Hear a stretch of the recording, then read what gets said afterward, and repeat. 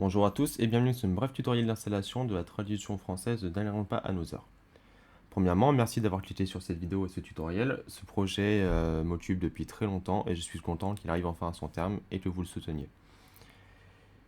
Dans la description de cette vidéo se trouvera différents liens, notamment celui de l'installation du jeu sur Google Drive, qui vous renverra sur cette page. À partir de là, il vous faudra cliquer sur télécharger, télécharger quand même sur cette nouvelle page que le lien ouvrira, et vous pourrez l'enregistrer où vous le souhaitez.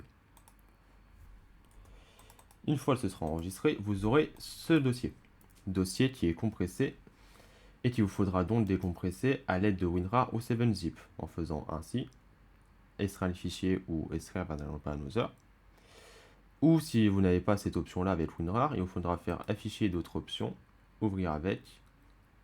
Si vous avez des options ici, vous pouvez le faire, ou choisir une autre application. WinRAR et 7-zip sont des logiciels gratuits d'utilisation trouvables sur internet. Une fois que ce fichier sera décompressé, vous obtiendrez ce dossier qui contient de diverses choses que je vais vous présenter.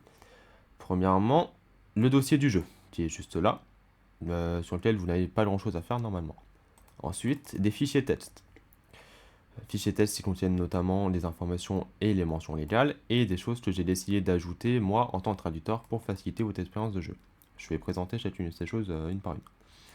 Premièrement, les mentions légales ici se retrouvent en bas, parce que ce n'est pas mon projet, je ne suis qu'un traducteur. Le projet appartient à son créateur coréen, Linus, dont j'ai mentionné une page sur laquelle vous pouvez retrouver ses travaux ici.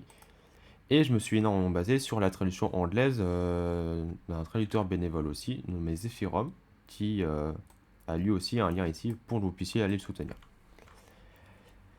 J'ai notamment noté des informations personnelles concernant le jeu, que je vais vous expliquer. Premièrement, le tutoriel d'installation que vous êtes en train de regarder est précisé ici sur ce lien. Ça, je reviendrai un peu plus tard, mais c'est une des choses les plus importantes ici. Et quelques informations importantes pour optimiser votre expérience de jeu. Le son du jeu est très fort, il est recommandé de faire attention au son de votre appareil ou de régler le son grâce au mélangeur de son trouvable dans les paramètres. J'aurais pour cette vidéo personnalisé le son, donc il n'y aura pas de problème, mais si vous utilisez notamment un casque ou des écouteurs, le son du jeu peut surprendre au premier coup. Donc je vous conseille de soit baisser le son, soit de ne pas mettre de casque et de juger un peu comment le son vous convient.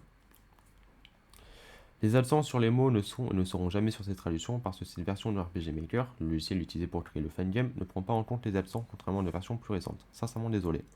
Pour le coup, c'est un problème que j'ai eu exclusivement au français parce que sur les autres versions, notamment coréenne et anglais, il n'y avait pas vraiment d'accent. Même pas du tout en fait. Sachant que c'était une vieille version du logiciel d'RPG Maker, les accents n'étaient pas pris en compte à ce moment-là, contrairement à des versions plus récentes. Et je n'ai pas eu d'autre choix que de faire sans, parce que j'ai essayé de chercher sur internet, il n'y avait aucun moyen que j'ai trouvé en tout cas de mettre les mots avec l'accent, et en admettant que j'en trouve une maintenant, je ne suis honnêtement pas sûr de le faire.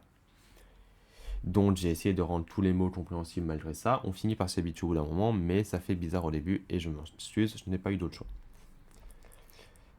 Tout ce qui est écrit là servira pour une prochaine version de la traduction, notamment en ce qui concerne le transfert de sauvegarde. Donc vous suivrez les étapes à ce moment-là.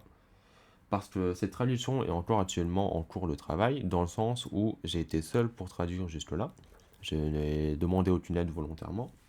Mais il y a certainement des fautes qui m'échapperont ou des rapports de bugs que je n'ai pas pu expérimenter, que je vais demander à vous, joueurs, de me rapporter. Tout sera expliqué sur le serveur Discord dont le lien est ici, afin de me faire ces retours, et je vous demanderai à chacun, surtout ceux qui s'y connaissent un peu en français, de m'aider à trouver ces erreurs, ces problèmes de grammaire, d'orthographe, de français, et grâce à tout ce qui me sera apporté, je créerai de nouvelles versions, et donc les sauvegardes que vous aurez peut-être besoin de transférer ici, vous pourrez le faire avec ces expliqués là. Et donc ce sur quoi j'ai dit j'allais revenir, ce lien juste là. Le jeu ne s'ouvre pas avec un exécutable, donc un fichier .exe directement, parce qu'il est sur une ancienne version et a besoin d'un launcher qui s'appelle RPG Player juste ici. J'ai fourni dans ce dossier une version du launcher, mais il en existe plusieurs, notamment par rapport aux différents systèmes d'exploitation, donc Windows sur laquelle je suis, Mac, Linux et même sur Android.